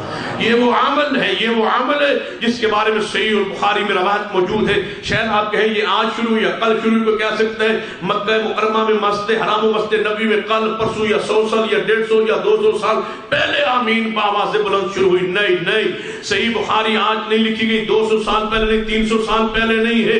صحیح البخاری کو پڑھے، لکھا ہوا صحیح البخاری میں سیدنا عطا بن ابی رباح رحمہ اللہ آئے مسجد حرام میں نماز پڑھی. صحیح البخاری کی پہلی جلد میں روایت موجود ہے. نماز پڑھی سیدنا عبداللہ ابن زبیر اس وقت امام کعبہ ہوتے تھے. کون تھے امام کعبہ؟ عبداللہ بن زبیر رضی اللہ تعالی عنہ. وہ نماز پڑھا رہے. عطا بن ابی رباح فرماتے ہیں عبداللہ بن زبیر پتہ ہے کون ہے؟ یہ صحابی رسول بھی ہیں، سیدنا زبیر کے بیٹے بھی ہیں، اور سیدہ عائشہ صدیقہ رضی اللہ تعالی عنہ کے یہ بھانجے بھی ہیں. سیدہ اسماء بنت ابی بکر کے یہ بیٹے بھی ہیں، صدیق کے نواسے بھی ہیں، اور رسول اللہ صلی اللہ علیہ وسلم کے صحابی ہیں. یہ عبداللہ بن زبیر رضی اللہ تعالی نماز پڑھا رہے. عطا بن ابی رباح فرماتے ہیں میں آیا، میں نے نماز آپ کے پیچھے پڑھی، صحابہ اکرام اور تابعین نماز پیچھے پڑھ رہے، عبداللہ بن زبیر نماز پڑھا رہے. جب آپ نے وللضالین کہی، صحابہ اکرام تابعین نے آمین کہی، اتنی بلند آواز سے آمین ہوئی کہ مسجد حرام آمین کی آواز سے گونج اٹھی. کس دور میں؟ عبداللہ بن زبیر جب امام کعبہ ہوتے تھے اس وقت گونجتی تھی. آج گونجتی ہے؟ کبھی گئے خانہ کعبہ؟ گونجتی ہے. اگر اس ملک میں بھی رہے کہ آپ کو حق نظر نہیں آئے گا، بتلاؤ کہاں جا کے حق کو سمجھو. مسجد حرام میں آج گونجتی ہے آمین کی آواز. آج کے تم خود گواہ ہو، اور اس دور کی گواہی صحیح البخاری میں موجود. عبداللہ بن زبیر آمین کہہ رہے ہیں، صحابہ کہہ رہے ہیں، مسجد حرام آمین کی آواز سے گونج اٹھتی تھی اس دور میں. تو رسول اللہ نے کیا فرمایا تھا کہ آمین والی سنت میری امت میں یہ قیامت تک قائم رہے گی. بتلاؤ یہ کس گروہ میں قائم؟ وہ کون سا گروہ ہے جو آمین سے محبت کرنے والا، پیار کرنے والا؟ ہمارے پاکستان سے کتاب چھپی ہے جس کا نام ہے المنہاج السوی من الحدیث النبوی صلی اللہ علیہ وسلم. اس کے کتاب میں بڑی پیاری بات لکھی ہے ایک مصنف نے. اس کی مصنف ہے علامہ ڈاکٹر طاہر القادری صاحب. اس کتاب کے مصنف ہے ڈاکٹر صاحب. وہ پتہ کیا فرماتے ہیں؟ کہتے ہیں آمین آہستہ کہنی چاہیے، اونچی نہیں کہنی چاہیے. دلیل کیا لاتے ہیں؟ فرماتے ہیں حدیث میں آتا ہے، سیدنا ابو بکر حجر فرماتے ہیں رسول اللہ کے پیچھے میں نے نماز پڑھی، آپ نے آمین کہی، میں نے سنی، لہذا اس حدیث سے ثابت ہوتا ہے کہ اونچی آمین نہیں کہنی چاہیے. نبی علیہ السلام نے آمین کہی، میں نے سنی، لہذا ثابت کیا ہوا اونچی آمین. کہتے ہیں اس حدیث سے یہ ثابت ہو رہا ہے کہ اونچی آمین نہیں کہنی چاہیے. رسول اللہ نے کہی، میں نے سنی، ثابت کیا ہو رہا ہے اونچی آمین نہیں کہنی چاہیے. جب ایسے رہبر ہوں تو عوام کا حال کیا ہو؟ فرماتے ہیں رسول اللہ صلی اللہ علیہ وسلم نے فرمایا جب امام آمین کہے تم آمین، جب ان فرشتوں سے مل جائے گی، اللہ اس پچھلے گناہوں کو معاف کر دے کہ اس حدیث سے ثابت ہوتا ہے کہ اونچی آمین نہیں کہنی چاہیے. میں نے ایک بندے سے پوچھا آپ اونچی آمین کہتے ہیں ہم تو نہیں کہتے آپ کہتے ہیں. میں نے کہا ہم کہتے ہیں. کہنے لگا ویسے آپ انصاف سے بتائیں. میں نے کہا کون سی بات؟ کہنے لگا آپ نے کبھی آہستہ آمین کہنے کی حدیث پڑھی ہے؟ میں نے کہا پڑھی. آمین دل میں کہنے کی حدیث ہے؟ میں نے کہا ہے. کہنے کبھی آپ نے کہی ہے؟ میں نے کہا کہتا ہوں. کہنے کب؟ میں نے کہا روزانہ. کہنے کب؟ میں نے کہا زور میں. زور میں ہم امام کے پیچھے آمین کہتے ہیں لیکن آہستہ. اثر میں بھی آہستہ, مغرب کی آخری رکعت میں بھی, عشاء کی آخری 2 رکعات میں بھی, 11 میں آہستہ, 6 میں بابا سے بلند کہتے ہیں. میں نے کہا آپ نے کبھی اونچی آمین کہنے کی حدیثیں پڑھی ہیں؟ کہنے کہا پڑھی تو ہے. نے کبھی آپ نے کہی؟ کہنے کہا نہیں, ہم تو آہستہ کہتے ہیں. میں نے کہا آپ تو آمین کہتے ہی نہیں. میں نے کہا ہم کہتے ہیں. میں نے کہا آپ نہیں کہتے. کہتے ہم تو آمین کہتے ہیں لیکن اونچی نہیں کہتے. میں نے کہا آپ کہتے ہی نہیں ہیں. کہتے ہیں. میں نے کہا کب زور میں آپ کہتے ہیں آمین؟ کہنے کہا جی کہتے ہیں. میں نے کب کہتے ہیں؟ کہتے جب امام الظالین کہے نا ہم زور میں پیچھے سن کے آمین کہتے ہیں. میں نے کہا وہ تو الظالین پڑھتے نہیں, اونچی کہا آپ آمین کہتے ہیں. کہنے کہا جب ہم خود فاتحہ پڑھیں تو ہم آمین. میں نے کہا آپ تو فاتحہ پڑھتے ہی نہیں ہیں. میں نے کہا اچھا مجھے تو پھر آج پتا چلا ہم تو آمین کہتے ہی کوئی نہیں ہے. میں نے کہا آپ کی آمین کہاں ہے اللہ کے بندے؟ تم زور میں آمین نہیں کہتے. مغرب میں کی آخری رکعت میں تیسری رکعت میں تمہاری آمین ہے ہی نہیں, صرف جاری میں آہستہ آمین کہتے ہو. آج ہمارا عقیدہ کیا ہے کہ ہر نماز کی ہر رکعت میں فاتحہ بھی ہو اور ساتھ ساتھ آمین بھی ہو. سری رکعت ہو تو سری آمین ہو, جاری ہو تو جاری ہو. لیکن یاد رکھے نبی صلی اللہ علیہ وسلم کی ایک حدیث کو سن لے, میں بات کو آگے پڑھاتا ہوں. نبی علیہ الصلوۃ والسلام نے فرمایا میری امت خیر پر رہے. ٹائم تو نہیں ہو گیا؟ اچھا ٹائم ہو گیا نہیں ہے جاری 2:30 بجے تک گلا کھلنا ہے. 1.5 گھنٹے بعد تو میرا گلا کھلتا ہے. یہاں ٹوٹل ٹائم ہی 1.5 گھنٹہ ہے. تو حدیث پہ ذرا غور کرے. یہ حدیث نبی علیہ الصلوۃ والسلام نے کیا فرمایا؟ میری امت خیر پر, بھلائی پر, حق پر رہے گی, خیر پر رہے گی جب تک افطاری میں جلدی کرے گی, سحری میں تاخیر کرے گی. افطاری سحری میں پاکستان میں کیا ہوتا ہے؟ افطاری میں تاخیر, سحری میں. نبی علیہ السلام میری امت خیر پر رہے گی کب تک؟ جب تک سحری میں تاخیر ہوگی, افطاری میں جلدی ہوگی. یا الٹ ہے افطاری میں ابھی یہ نہ کھولنا, اس اذان پہ نہ کھولنا. یہ اذان جو ہے یہ ہماری اذان نہیں ہے. ہماری اذان بعد میں ہوگی. چلو یہاں کھولن روزہ شروع ہوا, پھر جناب 2 منٹ گزرے, اعلان حضرات روزہ کھول لیں. اذان کھانے پینے کے بعد دوں گا, پہلے آپ روزہ کھول لیں. جاؤ اذان پہ روزہ بند کرنا, اذان پہ کھولنا یہ کہاں ہے, کس حدیث میں ہے؟ نبی علیہ السلام فرماتے ہیں جب میرا بلال اذان دے کھاؤ پیو, یہ سحری کے وقت اذان دیتے. جب عبداللہ بن ام مکتوم اذان دے کھانا پینا بند کر دو, یہ فجر کی اذان کہتے ہیں. کیا معنی کہ اذان پہ روزہ کھلے, اذان پر روزہ بند ہو. یہی سنت, یہی طریقہ تھا رسول اللہ صلی اللہ علیہ وسلم کا. میری امت خیر پر رہے گی جب تک سنت پر قائم رہے گی. بتلاؤ اس اللہ کی زمین پر افطاری جلدی کرنے والا, سحری میں تاخیر کرنے والا گروہ کون سے؟ ایک اور حدیث پہ غور کرے جو سنن ابن ماجہ میں حدیث پاک موجود ہے. رسول اللہ صلی اللہ علیہ وسلم نے فرمایا, عبداللہ ابن مسعود جی یا رسول اللہ صلی اللہ علیہ وسلم, فرمایا میری امت کے اندر کچھ لوگ ایسے آ جائیں گے, کچھ عمراء, کچھ فقہاء, کچھ گروہ, کچھ علماء, کچھ بندے ایسے آ جائیں گے جو میری سنتوں کو مٹا دیں گے اور بدعات کو عام کر دیں. ہر طرف بدعات ہی بدعات ہو جائیں گی, ان سنتوں کو مٹا دیں گے. سین عبداللہ بن مسعود پوچھتے ہیں یا رسول اللہ اگر میرے دور میں آ جائے مجھے کیا کرنا چاہیے؟ فرمایا ان اہل بدعت سے آپ نے دور رہنا, قریب نہیں جانا, ان کس مجلس میں بیٹھنا نہیں ہے. ٹھیک ہے یا رسول اللہ, کوئی علامت ہے جو سے مجھے پتہ چل جائے کہ یہ وہ لوگ سنتے مٹانے والے, بدعات کو عام کرنے والے آگے ہیں؟ رسول اللہ نے فرمایا ہاں, میری امت کا وہ گروہ جو بدعت جناب عام کرنے والا اور بدعات کو مٹانے والا ہوگا. نبی علیہ الصلوۃ والسلام نے فرمایا بھائی کی گاڑی نے بلاک کیا ہے, شیورلیٹ گاڑی پیچھے بلاک کی ہوئی ہے, دوسرے سعودی کی گاڑی کو وہ اپنی گاڑی پیچھے ہٹا لے. بھائی یہ سامنے گیٹ کے وہ سعودی کی گاڑی ہے, وہ پریشان کر رہا ہے سعودی. یہ سامنے گیٹ کے شیورلیٹ گاڑی ہے, شیورلیٹ. چلو اس کی وہ نہ ہوئی تو پھر مجھے بتانا, میں آؤں ان کو لے جائے. فی الحال نبی علیہ الصلوۃ والسلام نے کیا فرمایا کہ میں فرمایا, عبداللہ بن مسعود پوچھا یا رسول اللہ صلی اللہ علیہ وسلم اگر میرے دور میں آئے فرمایا قریب نہیں جانا، ان کے مجلس میں بیٹھنا نہیں ہے. ٹھیک ہے یا رسول اللہ کوئی علامت تو بتا دے مجھے پتا چل جائے کہ اس امت کے بدعتی آ گئے، سنتے مٹانے والے آ گئے، وہ کوئی علامت ہوگی؟ رسول اللہ نے فرمایا ہاں، یہ وہ اہل بدعت ہوگی ان کی علامت یہ ہوگی وہ ہر نماز لیٹ پڑھیں گے. جو گروہ ہوگی جن میں بدعات ہوں گی ان کی علامت یہ ہوگی وہ ہر نماز میں تاخیر کر کے لیٹ پڑھیں گے. آپ بتائیں یہاں جمعہ آپ نے کتنے بجے پڑھ لیا ہے؟ 12:30 بجے تک تو سارے فارغ، سارے جمعے خود جناب نمازیں ہو گئی. اور پاکستان کتنے بجے شروع ہوتا ہے؟ کتنے بجے شروع ہوتے ہیں جناب؟ 1:30 بجے ختم نہیں، 1:30 بجے تو ختم ہوتا ہے نا. کہ ان کا یہ تو آپ کے علم میں ہے، لیکن آپ پوچھیں گا 2:30 بجے، 2:45 بجے، 3 بجے، 3:15 بجے بھی جمعے وہاں پڑھے جاتے ہیں. حتیٰ کہ آفت کی نماز ادھر اذان ہوتی ہے، بعض مساجد میں ادھر جمعہ ختم ہو رہا ہوتا ہے. رسول اللہ ظہر میں تاخیر، عصر میں تاخیر، مغرب میں رسول اللہ فرمایا جناب 2 سنتے اذان کے بعد 2 نفل پڑھ لو. نہیں، اذان سے متصل بعد نماز، پھر عشاء میں نبی فرمایا تاخیر کرو جلدی، فجر میں فرمایا جلدی کرو تاخیر. ہر نماز سنت کے برعکس پڑھی جاتی ہے ہمارے ممالک میں. رسول اللہ فرماتے ہیں جو گروہ اول وقت نماز پڑھے وہ گروہ حق پر ہوگا. یہ آپ بتلائیں اول وقت نماز پڑھنے والا کون ہے؟ تلاش شانت کرے، تلاش شانت کرے. اگر اس طرح سمجھ نہیں آئے تو ایک حدیث پہ غور کرے. رسول اللہ صلی اللہ علیہ وسلم فرماتے ہیں، سیدنا ابو ہریرہ رضی اللہ عنہ حدیث کے راوی ہیں، یہ حدیث صحیح البخاری میں ہے. آپ فرماتے ہیں مجھے بنو تمیم سے محبت ہے، مجھے محبت ہے بنو تمیم سے. پوچھا گیا ابو ہریرہ کیوں؟ فرمایا اس کی وجہ جو ہے وجوہات 3 ہیں. پہلی وجہ یہ ہے رسول اللہ صلی اللہ علیہ وسلم کے پاس کچھ صدقہ آیا. رسول اللہ نے فرمایا، پوچھا گیا یا رسول اللہ یہ صدقہ ہے؟ فرمایا کس کا ہے؟ بنو تمیم کا. فرمایا یہ محمد کی اپنی قوم کا صدقہ ہے. تو مجھے بنو تمیم سے محبت ہوگی. رسول اللہ نے اس کی تعریف فرمایا.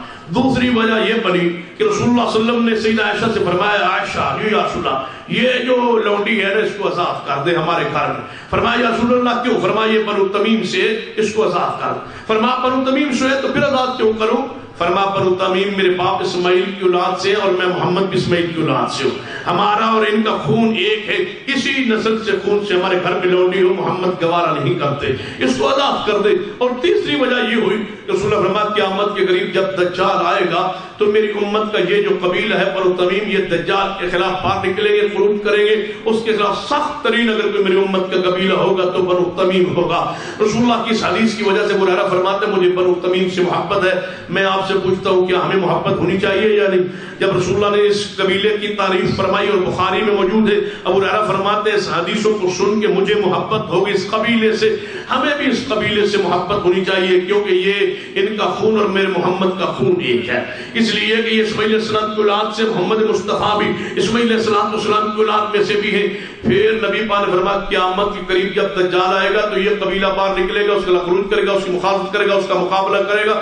دجال کا مقابلہ وہی کرے گا جو گروہ حق پر ہوگا، جو بندے حق پر ہوں گے وہی تو مقابلہ دجال کا کریں گے نا.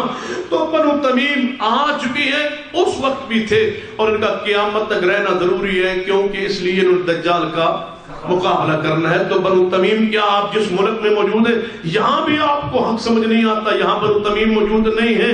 یہ محمد بن عبد الوہاب رحمہ اللہ کس قبیلے سے تھے؟ یہی تو بنو تمیم میں سے تھے. آل شیخ جنہیں کہا جاتا ہے یہ بنو تمیم میں سے تھے. اور بنو تمیم کا جو عقیدہ ہے وہ حق ہے. کیوں؟ انہوں نے قیامت تک رہنا، دجال کا مقابلہ کرنا ہے.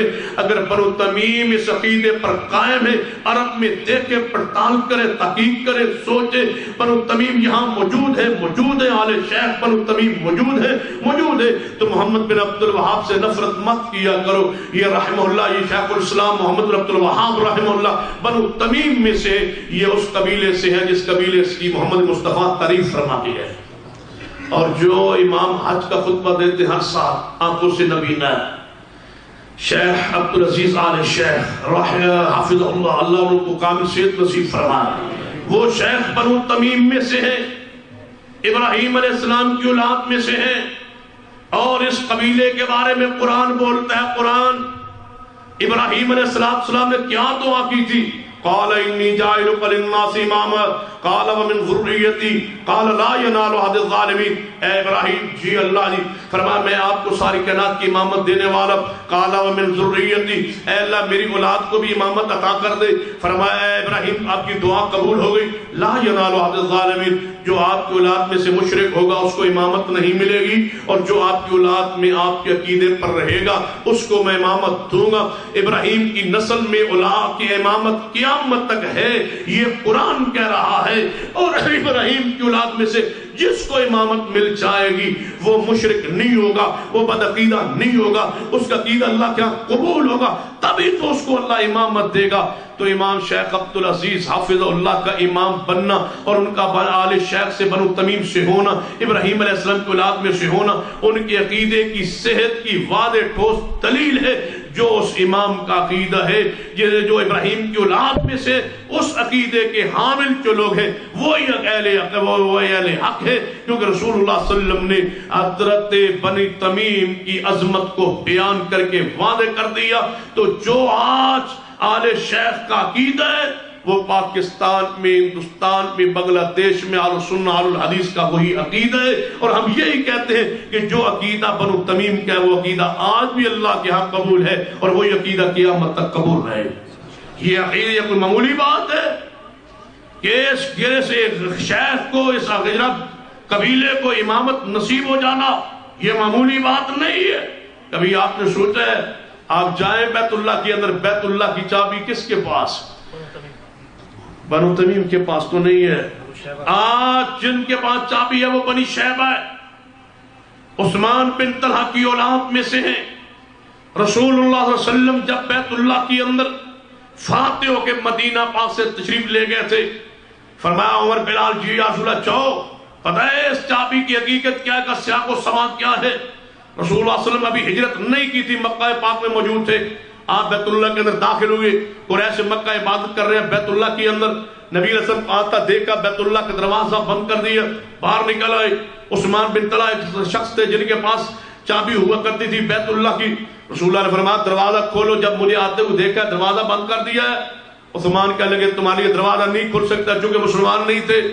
نبی علیہ السلام نے فرمایا عثمان بات سن لے، اگر آج نہیں کھل سکتا ایک دن آئے گا بیت اللہ کی چابی محمد کے ہاتھ پہ ہوگی، اللہ وہ وقت لائے گا چابی اللہ مجھے دے گا۔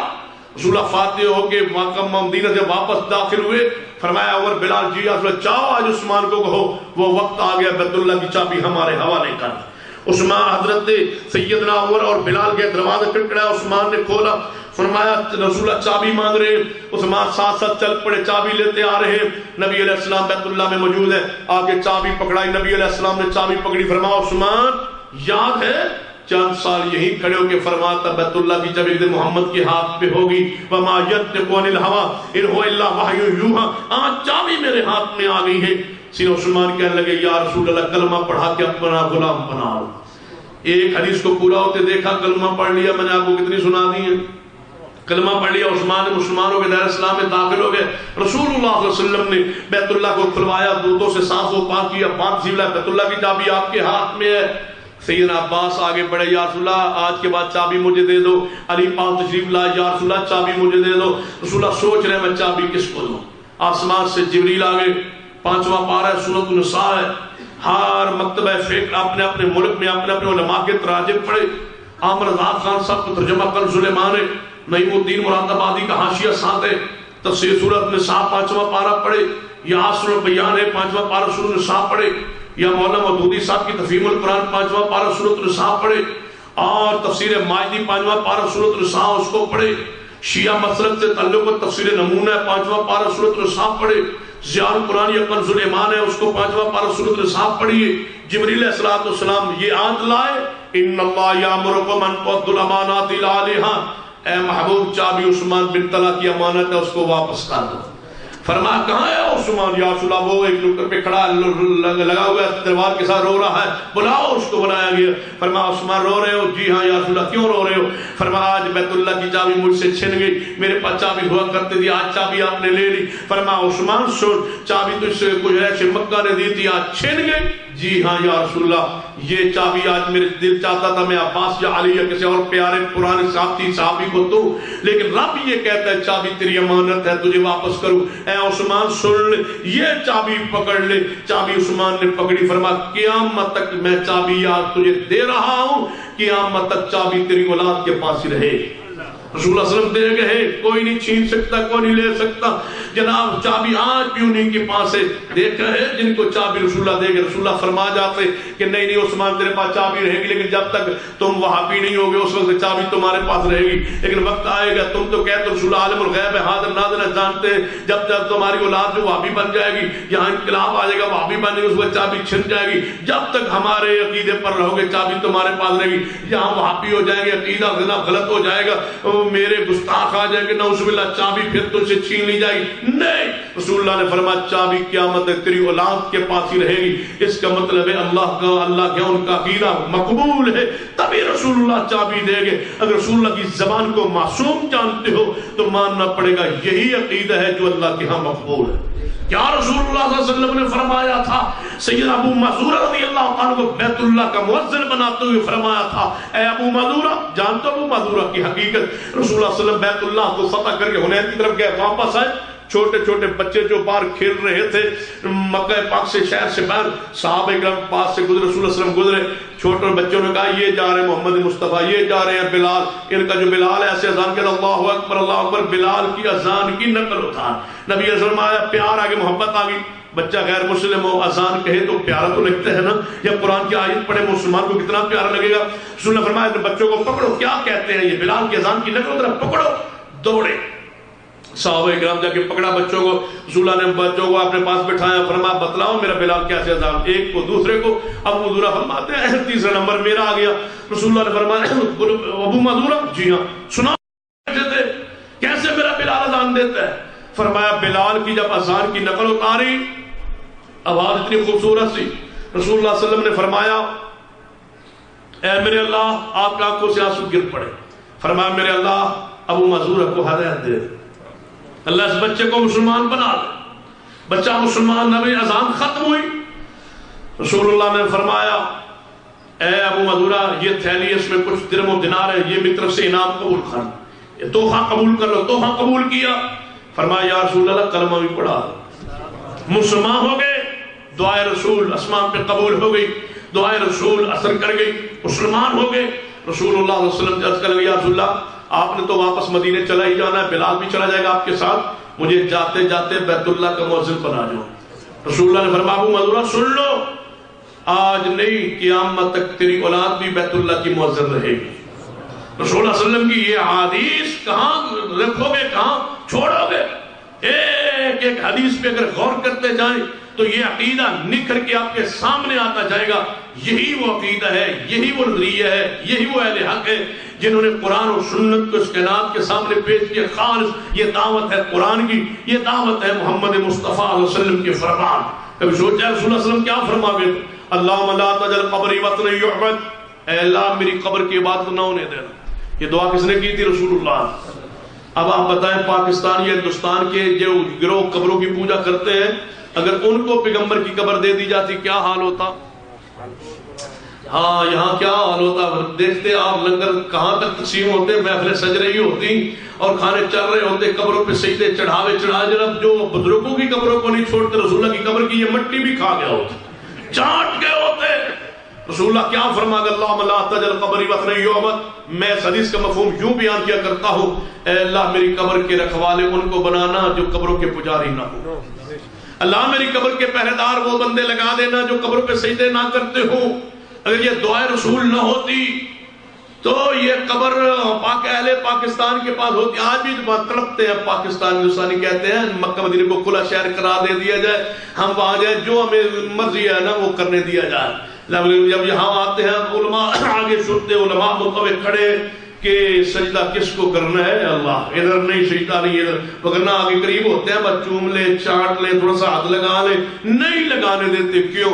اس لیے کہ دعائے رسول اللہ نے قبول کر لیے. مجھے یہ حدیث بتلاتی ہے قیامت تک روضہ رسول اہل حق کے پاس ہی رہے گا، یہ اہل توحید کے پاس ہی رہے گا. یا عبادت نہیں ہوگی قبر مصطفیٰ پر، نہیں چڑھاوے چڑھائے جائیں گے. رسول اللہ صلی اللہ علیہ وسلم کی دعا ہے، اس کا مطلب ہے قیامت تک انشاءاللہ حق والا گروہ یہی ہے جن کا عقیدہ ہے کہ قبر کی پوجا جائز نہیں ہے، تو رسول اللہ صلی اللہ علیہ وسلم کی دعا ہے اور دعا ہمارے حق میں یہ قبول و منظور ہو چکی ہے، تو ماننا پڑے گا۔ یہ وہ چند علامات ہے اہل حق کی جو میں نے آپ کے سامنے رکھی۔ اللہ سے دعا کرتے ہیں اللہ تبارک و تعالی آپ کا آنا بیٹھنا سننا قبول فرما لے، اور اس جلیات کی طرف سے جو پروگرام بنایا گیا ہے اللہ تعالیٰ سارے ساتھیوں کو اور بھائی ابو محمد صاحب کو دیگر ساتھیوں کو اللہ تبارک و تعالیٰ ان کی کاغذ کو ان کی محنتوں کو قبول فرما لے اور ہمارے نجات کا بخشی کا ذریعہ بنا دے، مقروضوں کے اللہ قرض دور فرما دے، بے اولادوں کو اللہ نیک اولاد عطا فرما دے، جن کے والدین بیمار اللہ شفا عطا فرمائے، جن کے والدین فوت ان کے اللہ جنت میں درجات بلند فرمائے، جن ساتھیوں نے جس انداز میں اس کے ساتھ تعاون کیا ہے اللہ اس کے تعاون قبول فرما لے۔ اقول اللہ تعالیٰ اس مملکت کی حفاظت فرمائے اور اس کے حکمرانوں کی حفاظت فرمائے، قرآن و سنت کا یہ دین، یہ نظام، یہ شریعت، یہ عقیدہ توحید قائم رکھے، اللہ ہمیشہ اس کو زندہ و تابندہ رکھے۔ اقول قولی ھذا واستغفر اللہ لی ولکم ولسائر المسلمین وآخر دعوانا الحمدللہ رب العالمین۔ السلام علیکم ورحمۃ اللہ وبرکاتہ۔ یہ تھے ہمارے معزز مہمان فضیلت الشیخ سبطین شاہ نقوی حفظہ اللہ تعالی، بڑے خوبصورت انداز میں اس گروہ کے بارے میں ہماری رہنمائی فرما رہے تھے کہ جو گروہ محمد رسول اللہ صلی اللہ علیہ وسلم اور صحابہ کرام رضی اللہ عنہم کی راہ پر چل رہے ہیں، اور ان گروہوں کے بارے میں آپ بھائیوں کو بتا رہے تھے، رہنمائی فرما رہے تھے کہ جو گروہ ان کی راہ سے ہٹے ہوئے ہیں، تو اللہ تعالیٰ سے دعا ہے کہ اللہ تعالیٰ ہم سب کو حق بات سمجھنے کی اور اس پر عمل کرنے کی توفیق عطا فرمائے۔ اور ہم آخر میں ہمارے معزز مہمان شیخ محترم، ہم ان کے بہت شکر گزار ہیں کہ انہوں نے اپنے قیمتی وقت میں سے ہمارے لیے وقت نکالا، یہاں تشریف لائے اور ہمارے اس محفل کو رونق بخشی ہے۔ اللہ تعالیٰ ان کی کوششوں کو اپنی بارگاہ میں قبول فرمائے۔ شیخ کا تعلق پاکستان صوبہ پنجاب اور صوبہ پنجاب کے شہر سرگودا سے شیخ کا تعلق ہے، اور یہ شہر ہمارے ملک میں معروف ہے شاہینوں کا شہر، اور وہاں پر شیخ ایک ادارہ بھی چلا رہے ہیں۔ تو ہم جانتے ہیں کہ ہمارے ملکوں میں، خاص کر پاکستان، ہندوستان، بنگلہ دیش، ان ملکوں میں ہمارے لوگوں کے جو عقائد ہیں، جو نظریات ہیں، وہاں پر کام کرنا کتنا مشکل ہے، لیکن اللہ کی توفیق سے الحمدللہ وہاں پر شیخ بڑی محنت کے ساتھ، شوق کے ساتھ، جستجو کے ساتھ کام کر رہے ہیں۔ ہم اللہ تعالیٰ سے دعا گو ہیں کہ اللہ تعالیٰ ان سے زیادہ اپنے دین کا کام لے۔